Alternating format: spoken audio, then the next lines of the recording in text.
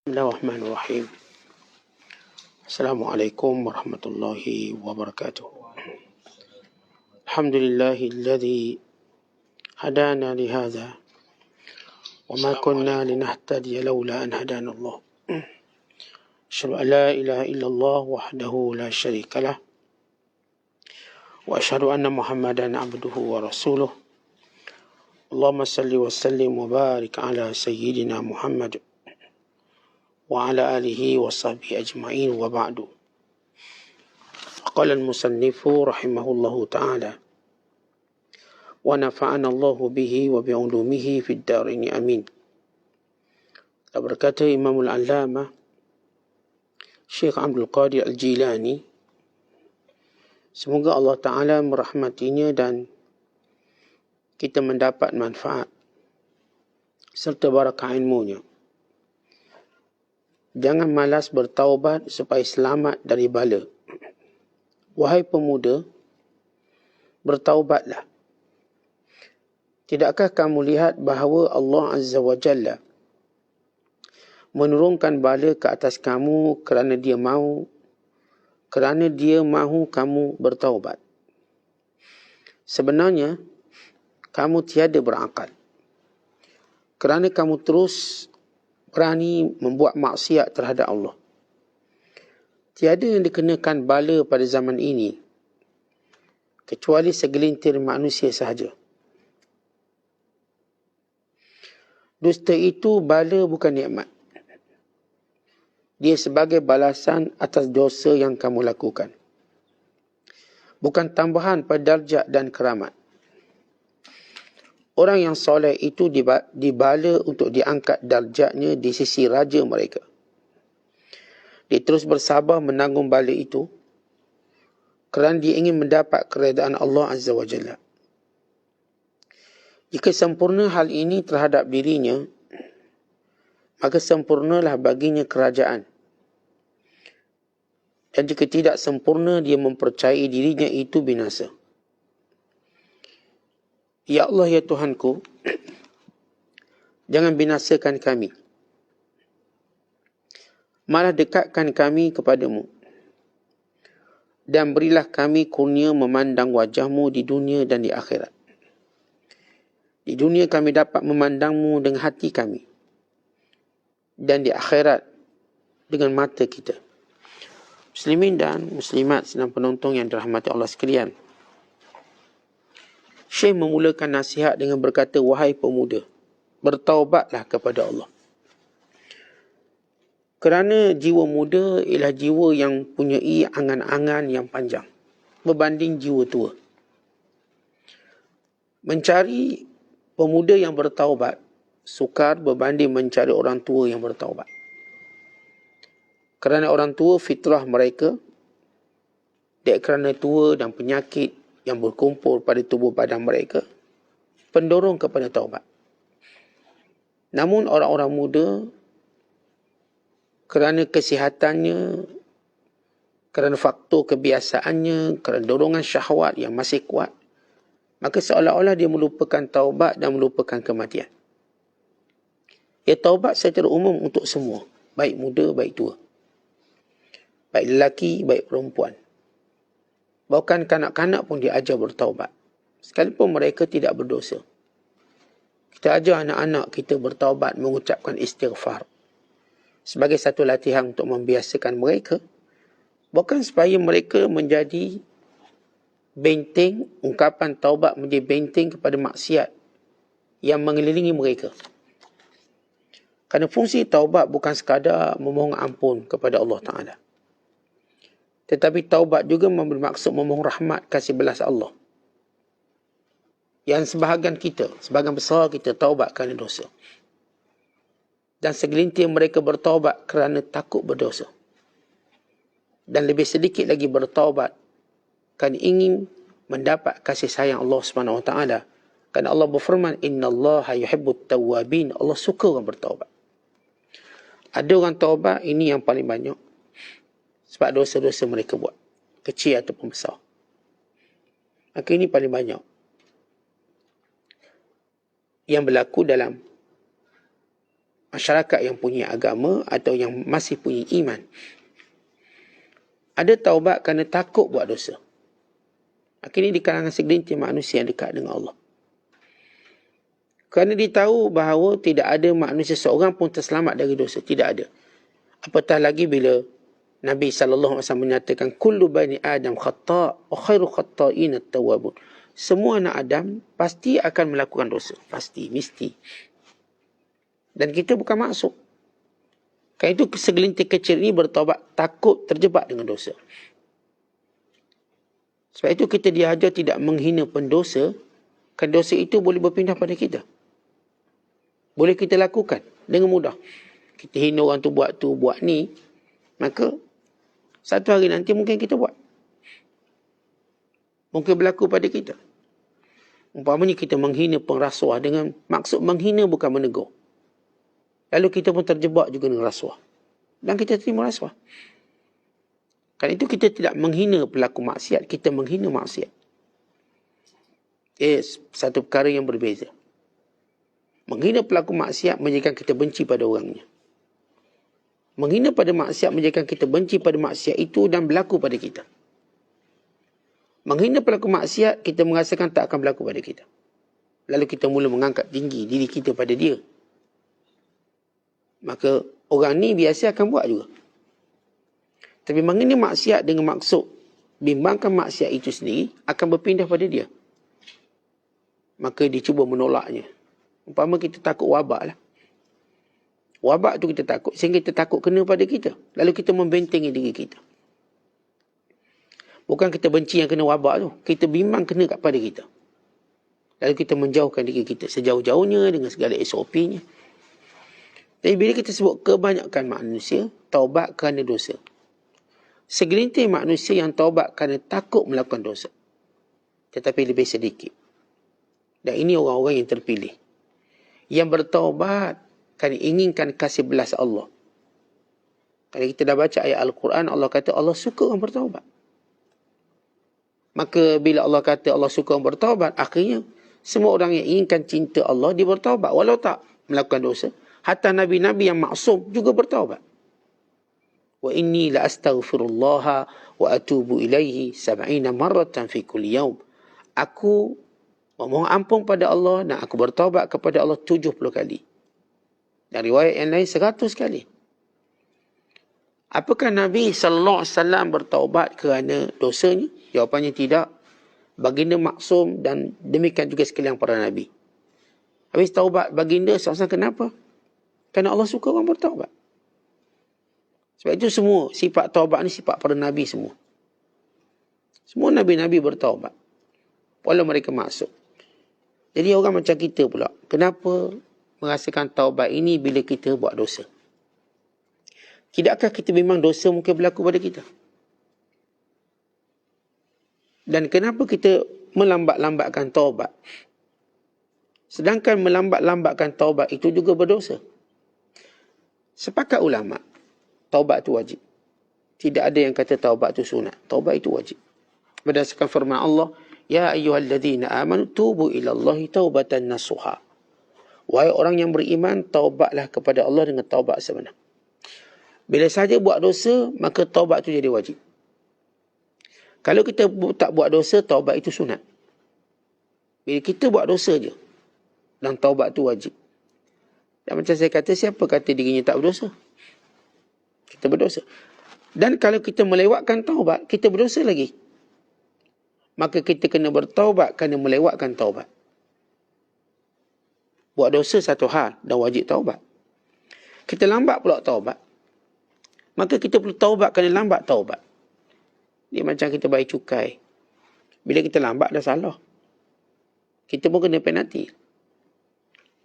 Maka cukai tu kena bayar, penalti pun kena bayar.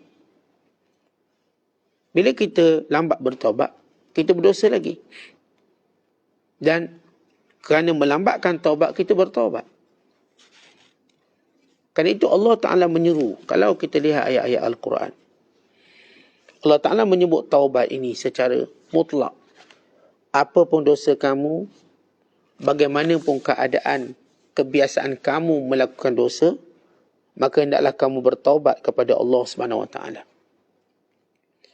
Bila kita melihat bagaimana Allah Taala sebut dalam suratul Furqan,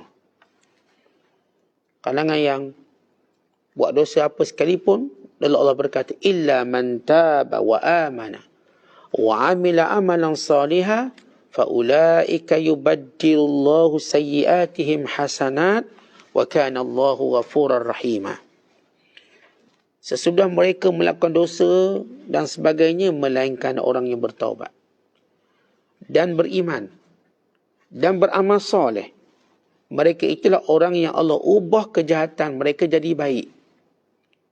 Dan adalah Allah itu Maha Pengampun lagi Maha Penyayang.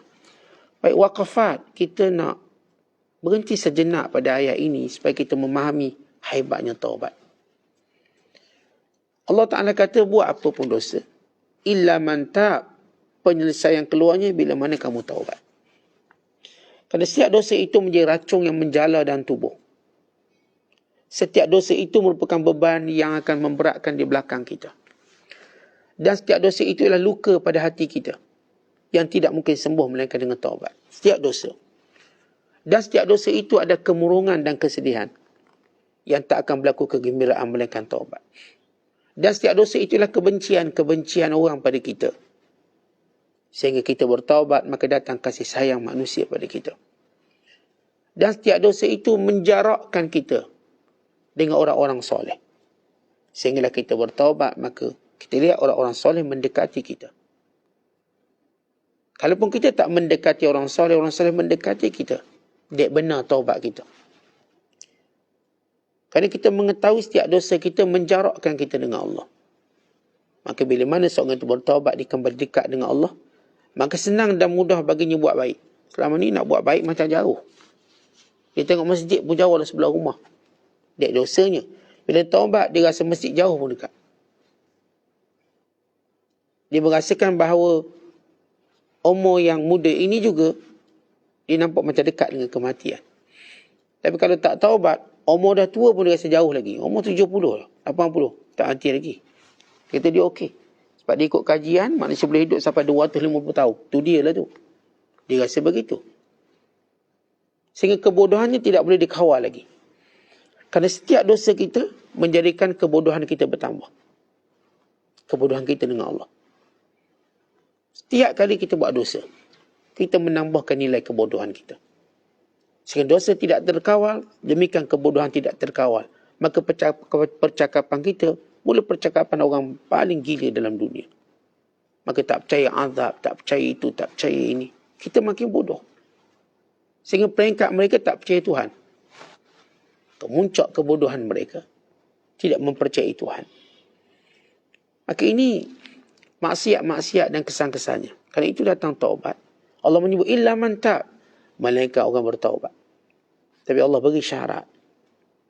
Macam mana taubat itu berjalan dengan baik? Wa amana, dan dia beriman. Kerana setiap dosa dia akan calarkan iman. Maka seorang bila dia taubat, dia kena kembali kuatkan iman dia. Keyakinannya pada Allah. Macam mana nak kuat iman dia balik? Maka pasti dengan cara ilmu. Sebab itu Imam Al-Ghazali rahimahullah ta'ala bila menyebut aqabat, ini halangan-halangan yang perlu ditempuh oleh manusia untuk sampai pada Allah, ia bermula yang pertama taubat. Yang kedua ilmu. Yang kedua ilmu. Dia kena pergi pada ilmu. Sebab iman tak boleh dibaiki dengan kejahilan. Iman dibaiki dengan ilmu. Bila kita lihat orang yang kuat iman, Allah namakan mereka orang paling berilmu. Innama yakhshallaha min ibadihil ulama. Yang paling takut Allah itu ulamanya. Maka bagi menambahkan iman, kena tambah ilmu. Kerana orang jahil tak akan bertambah iman. Orang jahil dia tak akan tambah iman. Orang berilmu. Sehingga tahu ni bahaya, tu bahaya. Dia tahu ini kesan begitu, begini. Kemudian Allah menyebut syarat berikutnya, wa amila amalan salihah, dan dia mesti sibukkan dengan amal soleh. Sebab kalau nak tahu seorang itu benar taubat, maka kita akan lihat pertambahan amalannya. Satu. Yang kedua, kita akan lihat istiqomahnya. Dua. Yang ketiga, kita akan lihat bagaimana kesungguhan dia mengajak orang lain bersama dia pula. Ini orang-orang betul-betul taubat. Dia beramal soleh. kemudian dia istiqomah, kemudian dia ajak orang lain. Dia tak akan. Tak ada seorang pun orang bertaubat dengan sebenar datang seorang diri. Melainkan dibawa bersamanya orang-orang pernah bermaksiat bersamanya. Sehingga dia rasa ditanggungjawab. Dia rasa bertanggungjawab dengan kawan-kawan dulu yang sama-sama buat dosa, sama buat maksiat. Dia melihatnya dengan pandangan rahmat. Tentang kelebihan orang taubat ni, dia lebih lembut hati melihat ahli maksiat. Sebab dia tahu bagaimana sebab. Maka sebab itu dia akan lebih cepat mengambil, memimpin kembali kawan-kawan yang terjebak dengan maksiat supaya kembali pada Allah. Dan mereka ini ternyata lebih senang sebenarnya. Sebab kalau secara metod dakwah, bila kita nak ajak golongan tertentu bertaubat, kita bawa orang yang pernah berada dalam tu untuk ajak berdakwah. Sebab mereka lebih jiwa lembut, lebih sedar kenapa ia berlaku. Mereka lebih tahu, kan setiap dosa tu dia ada sebab-sebab dia. Dan mereka ni tahu sebab apa. Mungkin sebabnya dia jenis dipinggir oleh mak ayah dia. Mungkin sebabnya kerana dia tak pernah dipedulikan oleh sesiapa pun. Tak pernah ditegur oleh sesiapa. Mungkin sebabnya dia macam tak kenal ustaz-ustaz untuk dia kembali. Dan dia pun segan nak jumpa, takut nanti dia dipandang hina, ditolak. Tentang macam kita nak pergi minang orang yang kita rasa tak layak. Kita rasa nanti kena tolak, malu aku. Padahal orang tu kalau dipinang, terima je dia. Ada sebab kita tak dapat kerana kita sendiri yang takut. Ada orang kita tahu dia nak taubat, tapi dia takut nak jumpa orang tertentu membimbing dia. Sebab nanti dia fikir orang ni nampak keras, mungkin dia halau saya, mungkin dia tak peduli saya, mungkin dia tambah kehinaan saya. Akhirnya dia duduk tempat tu. Untuk orang yang bertaubat, dia lebih kasih belas dengan orang yang masih lakukan maksiat. Yang tu yang saya katakan, kalau orang tu benar taubat, 3 benda ni mesti ada. Iaitu dia akan beramal soleh. Kemudian kita akan nampak dia istiqamah. Bukan dia lebih kuat daripada orang yang dah lama ibadat. Ya, orang yang dah lama ibadat masih lagi duduk sah belakang. Masih lagi dalam kuliah tidur. Sebab dah lama sangat buat taat. Tertidur dah dia. Orang yang baru ni, dia duduk depan sekali. Dia bersemangat. Dia kuat. Sebab apa? Momentum taubat. Satu kala kita tengok orang ni kuat, itu rahsia untuk kita juga kuat. Kalau kita, Ustaz, saya dah lama taat, tapi lemah sikit, Ustaz. Kadang sembahyang pun datang lambat, tapi tak buat dosa. Sembahyang lambat sikit lah. Orang azan baru sampai, orang iqamah baru sampai. Itu pun ayat qad qamatis salah baru masuk pintu. Saya baik, tak buat dosa.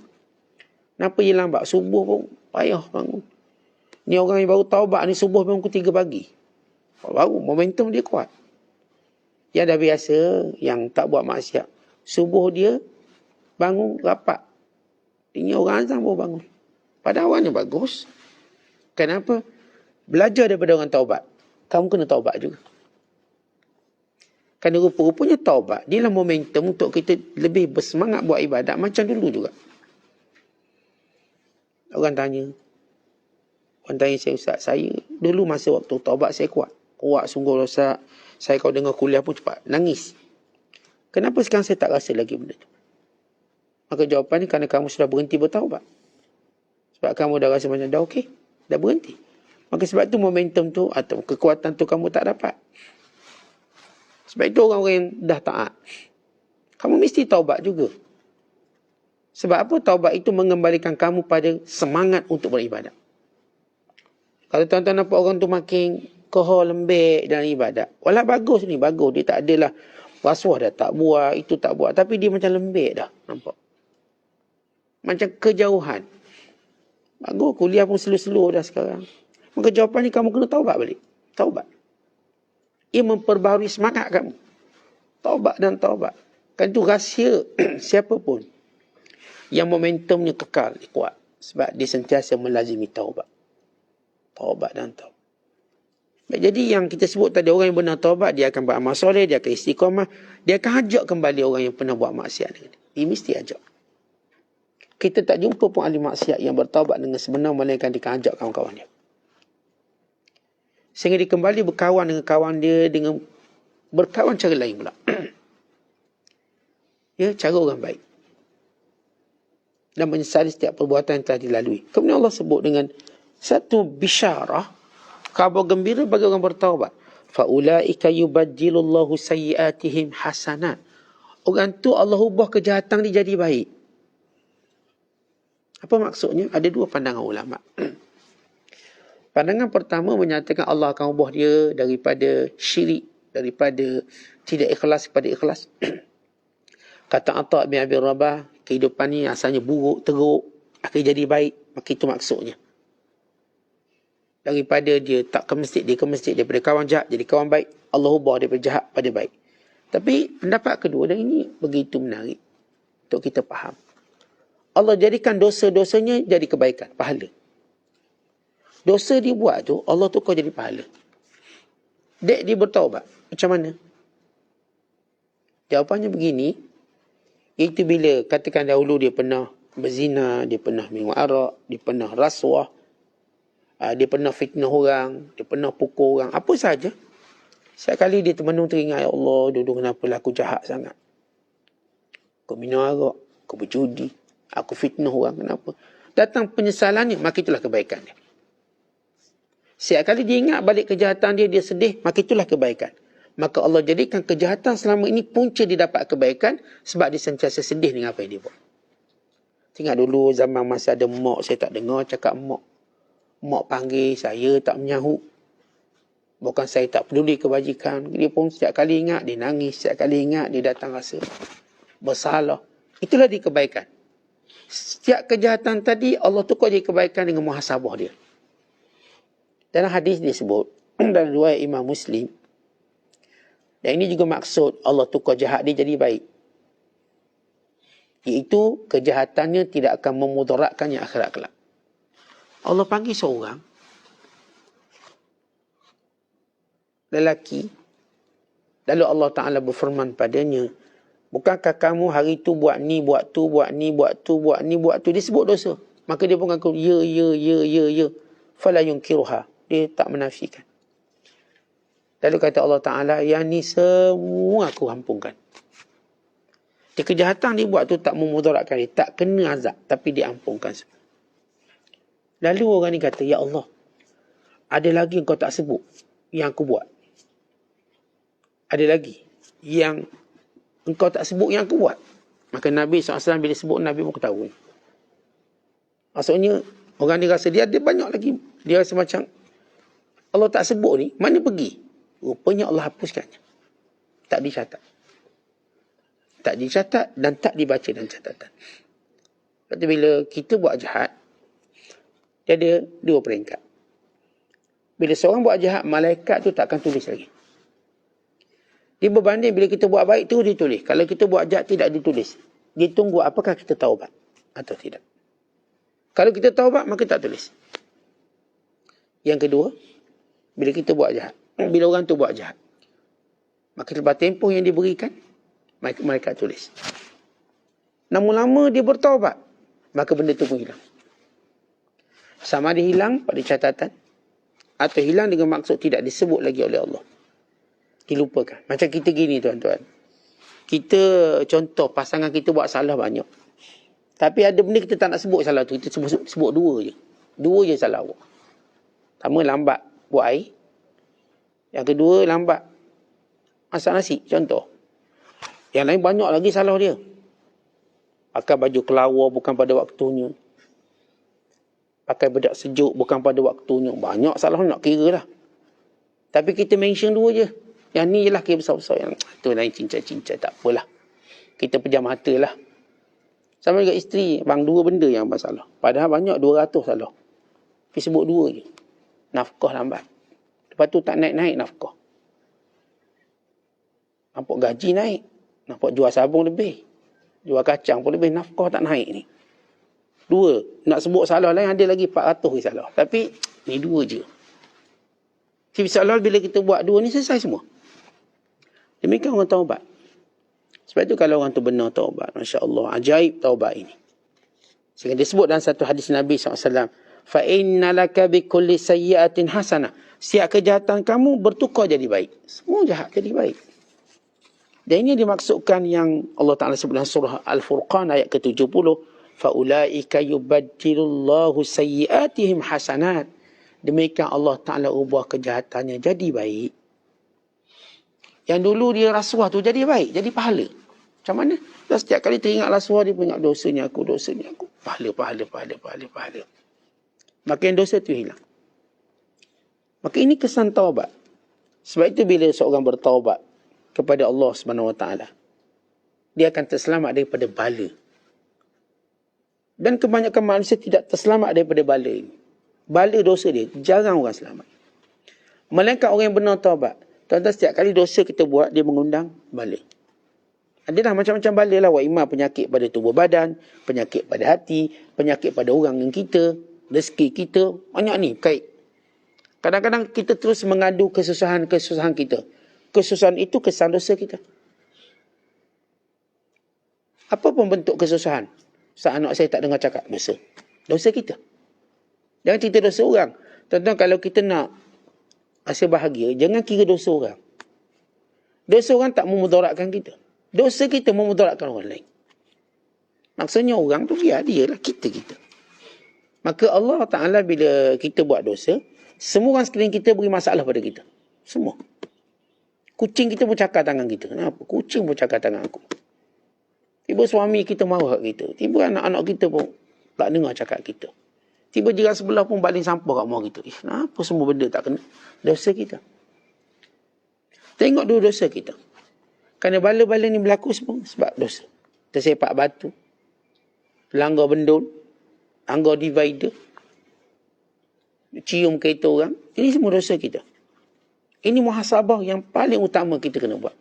Sebagaimana kata Fudail bin Iyad, apa pun berlaku, wa imma pada telatah bini aku, isteri aku, anak-anak aku, melainkan kerana dosa aku.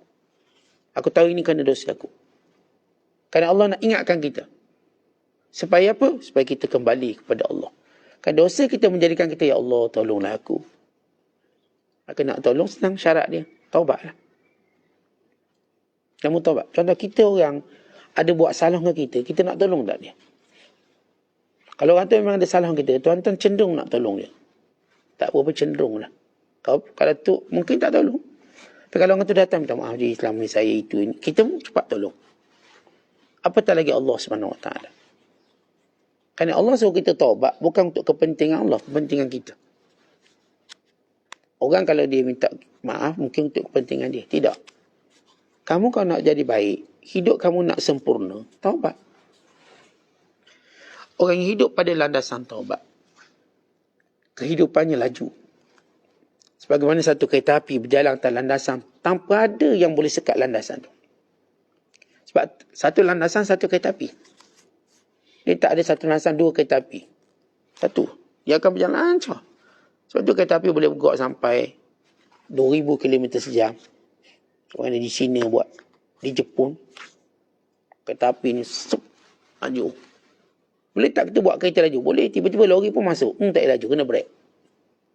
Kereta laju, kalau tuan-tuan biasa duduk highway, bawa laju dah. Boleh laju. Tak boleh start, baru tekan, lori pun masuk kanan. Break kita. Baru tekan, kamera pun nyala. Speed track. Kereta api mana ada speed track? Dia laju. Naik kereta api landasan terus smooth sampai tempat dia. Dia memang boleh estimate betul waktu dia. Kita tak boleh estimate atas jalan raya. Kalau kita laju orang lain perlahan, kita kena perlahan juga. Orang baiki jalan, kena perlahan juga. Mana ada orang naik kereta api, tiba-tiba orang tengah baiki. Kereta api pun kena berhenti tunggu baiki. Tak ada. Jalan straight. Straight jalan. Begitu orang taubat. Allah bagi dia satu landasan. Landasan hidup yang smooth. Lancar. Dia jalan dengan begitu pantas. Dia manfaatkan seluruh waktu untuk kebaikan. Tak ada lagi benda-benda yang kecil-kecil yang boleh menghalang dia. Tak ada. Dia terus. Dan dia terus tambah kebaikannya. Dia terus kaya menjadi jutawan akhirat. Ini landasan taubat. Jangan duduk atas jalan lain. Jalan kebanggaan lagi banyak jam. Yang sombong-sombong banyak je. Dia punya roadblock dia. Supaya hilang sombong kita. Tapi kalau jalan orang yang bertaubat, sebab ini jalan orang tawadu, merasakan dirinya berdosa, dia istighfar. Ya, sebagaimana yang disebut oleh Nabi SAW. Man lazama istighfar ja'alallahu min kulli hammin. Siapa yang melazimi istighfar, ja'alallahu min kulli hammin. Setiap sedih tadi, Allah jadikan dia dengan kegembiraan. Wa min kulli dhiqin makhraja. Setiap kesempitan Allah beri dia jalan keluar. Wa razaqahu Allah mimma la yahtasibu. Allah beri pula rezeki yang tak disangka-sangka. Sebab tu orang yang ni dia tak ada macam buat macam ni dapat banyak, tak ada. Dia buat je, dia datang melimpah-limpah. Dia tak perlu simpan, dia tersimpan secara automatik. Dek banyak sangat, dia tersimpan automatik. Macam kita macam terpaksa simpan. Lalu ikat perut sini, kena simpan sini. Tapi orang yang Allah lapangkan rezeki dia, dia simpan tu automatik. Sebab dah terlebih, tersimpan automatik. Jalan. Bukan dia menyimpannya, dia tersimpan automatik. Umpama hujan yang turun, dia terus membentuk kolam secara automatik. Tanpa perlu dipenuhi kolam tadi. Jalan. Yang kolam-kolam yang jadi sungai, jadi sungai. Yang jadi bah, jadi bah. Begitu landasan taubat kita. Kemudian Syekh lepas menyebut tentang taubat dan bala, kesang bala daripada dosa. Yang segelintir sahaja yang selamat. Kerana orang ini melazimi taubat. Maka tak terkena bala kepadanya. Kemudian beliau menyebut, bersifat dusta dan bohong bukanlah satu nikmat. Bukan kecenderungan kita berbohong itu ialah kesang daripada dosa kita buat. Sebab kaedahnya, setiap dosa menarik dosa yang lain. Setiap dosa. Dia akan tarik dosa yang lain. Setiap pahala, dia akan tarik pahala yang lain.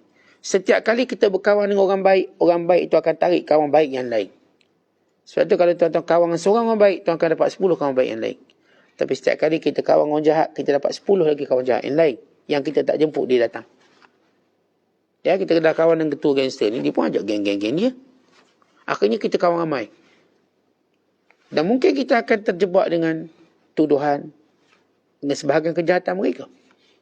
Tapi kalau kita kawan dengan orang soleh, kita kenal seorang je ulama' ni. Akhirnya ulama' ni bawa kita pada 10 ulama' lain. Yang ni pula bawa kita pada 20 ulama' lain. Akhirnya, semua ulama' kita kenal. Alhamdulillah kita bukan setakat kenal, kita boleh jumpa, kita boleh duduk, kita boleh bertanya. Kesang seorang kawan soleh. Seorang. Sama juga dengan kebaikan. Tuan-tuan buat baik sekali, dia akan mengundang kebaikan kedua. Tapi kalau kita buat jahat sekali, dia akan tarik kejahatan kedua. Ketiga, seterusnya. Sehingga dia tak boleh keluar lagi kerana terlalu jauh dengan maksiat dia buat. Kerana itu ramai orang, kalau kita tengok, kita baca, yang terjebak dengan tu, dia asalnya dia kata, saya buat sekali je, tiba-tiba terjebak. Sekali bermula. Semua kejahatan bermula satu kejahatan, akhirnya merebak. Sebab itu jawapan pada setiap kejahatan supaya dia tak merebak, taubat. Dan bila Syekh menyebut orang bercakap bohong, dusta, ini sebab kesal maksiat. Maka dia pun mula berdusta. Sampai peringkat dusta tadi merosakkan agama dia. Kemudian kata Syekh lagi,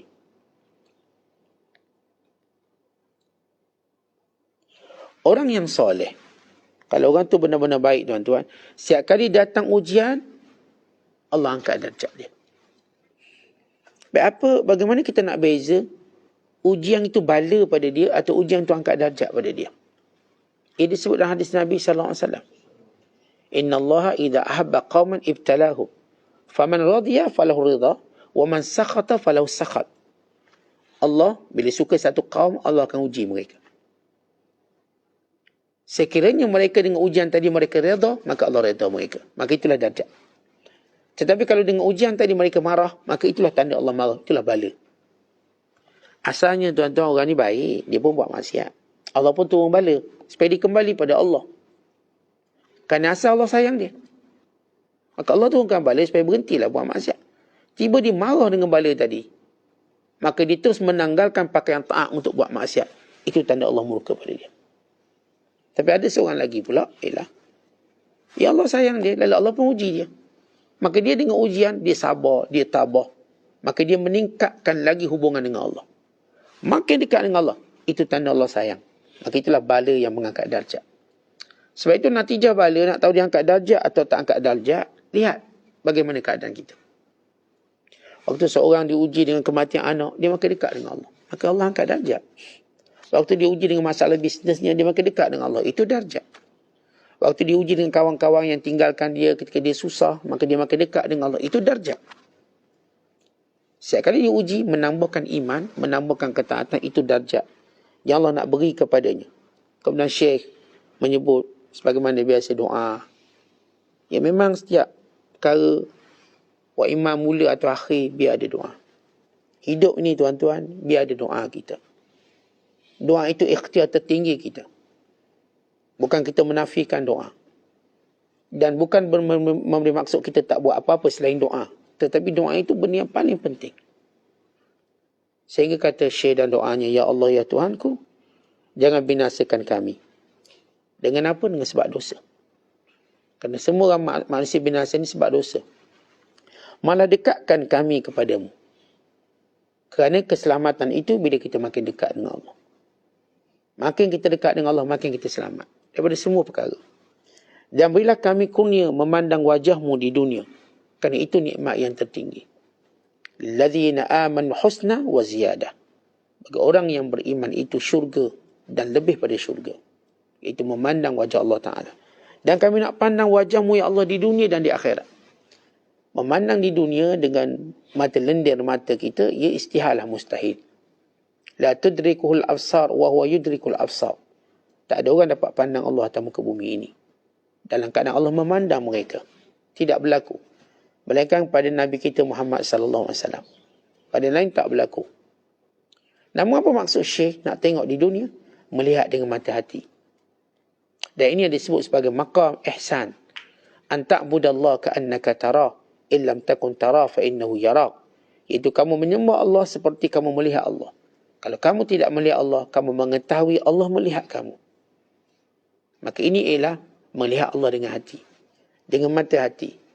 Maka ini satu nikmat yang menjadikan kita tidak akan mempedulikan apa pun pandangan manusia pada kita. Dan itulah kebahagiaan mutlak. Seorang yang mendapat pandangan Allah di dunia dan dia dapat memandang Allah dengan mata hatinya, maka tiada lagi kebahagiaan yang lebih tinggi daripada itu. Yang mampu diungkapkan oleh hamba yang dikasihi, yang disayang oleh Allah Ta'ala. Dan manakala melihat Allah di hari akhirat kelak, satu nikmat yang Allah sebut dalam Quran. Wujuhun yawma'idhin nadhirah ila rabbiha nadhirah. Wajah yang amat ceria pada hari itu. Ketika mana memandang wajah Tuhan mereka dengan mata mereka. Dengan penglihatan mereka yang sebenar. Maka ini nikmat yang teragung sekali. Yang Allah berikan pada ahli syurga. Yang kita dah sebut bila ahli syurga melihat Allah. Maka ruyuk dan gaib seluruh nikmat syurga. Kerana itu nikmat paling besar sekali. Wallahu a'lam bissawab. Assalamualaikum warahmatullahi wabarakatuh.